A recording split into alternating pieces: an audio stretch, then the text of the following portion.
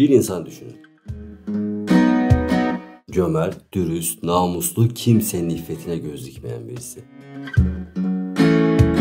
Ancak bu insan gayrimüslim. Peki bu insan cehenneme mi gidecek? Dünyada yaptığı iyiliklerin ve hayır işlerinin hiçbir ehemmiyeti yok mu? Hani zerre miktarı iyiliğin karşılığı olacaktı? Peki iman edip yalan söyleyen, kötülük yapanlar ne olacak?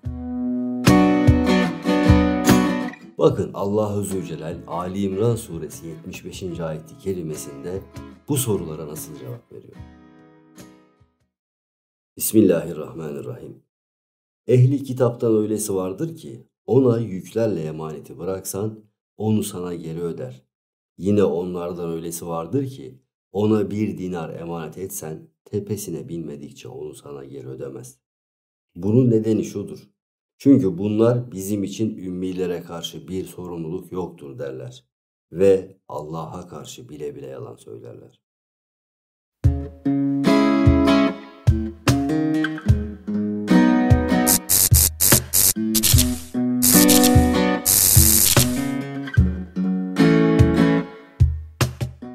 Ayet-i kerimenin son cümlesi.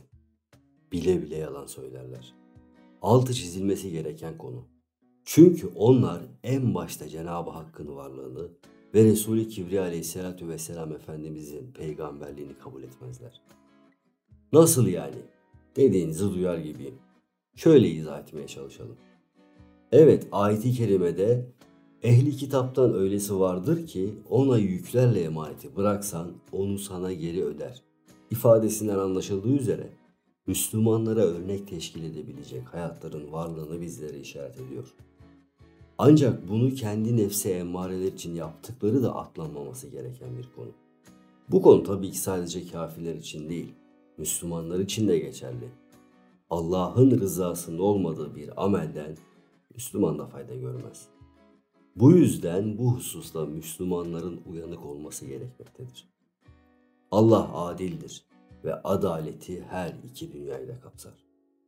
Peki bir Müslümanın tutması gereken en önemli söz nedir? Kelime-i şehadeti ve kelime-i tevhidi bir hatırlayalım. Verdiğimiz ilk söz Allah'a ve Resulüne verdiğimiz sözlerdir. Hayatımızın merkezine almamız gereken ancak dünya telaşesi içinde sıkça unuttuğumuz sözler. Hani Kur'an-ı Kerim'in ayetlerine şeksiz gümansız uyacaktık? Hani sünnet-i seniyeye sımsıkı sarılacaktık?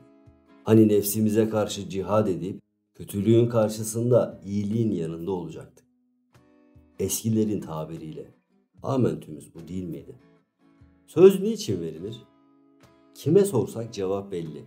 Söz ağızdan bir kere çıkar. Öyleyse söz tutulmak içindir. Müslüman olmayıp sözün eri olan yok mu? Tabii ki var ama onlarla bizi ayıran başka bir nokta var. Ayet-i kerimedeki bizim için ümmilere karşı bir sorumluluk yoktur derler ifadesini tekrar hatırlayalım.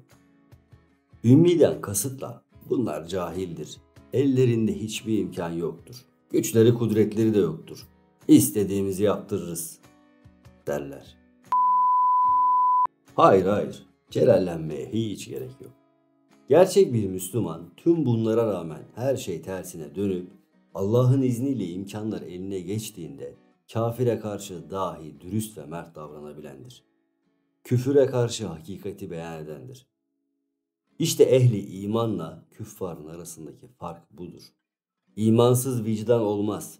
Tekrar söylüyoruz çünkü iman yoksa yapılan her şey nefis içindir. Nefisse işler sarpa sardığında sadece kendini düşünendir.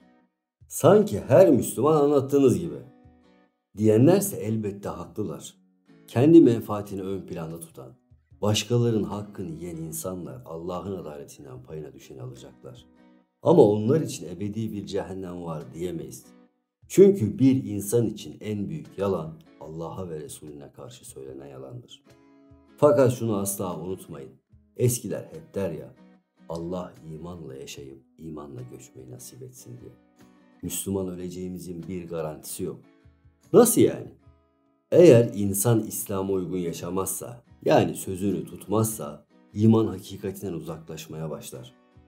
İman hakikatinden uzaklaştıkça kalp kararır, kalp karardıkça Allah korusun imansız ölme ihtimali belirmeye başlar. Sakın unutmayın, imanı veren de alan da Allah-u Zülcelal'dir. Rahman ve Rahim'dir ama aynı zamanda adildir. Peki nasıl iman ile göçeriz? İmanla ölmek isteyenin mihengi dürüstlüktür. Dürüst olan sözünü tutar. En başta Allah'a ve Resulüne, sonrasında canlı ve cansız bütün yaratılan her şeye karşı dürüst olur. İnsan bu mihenkten şaşınca yapılan iyilikler kifayetini yitirir.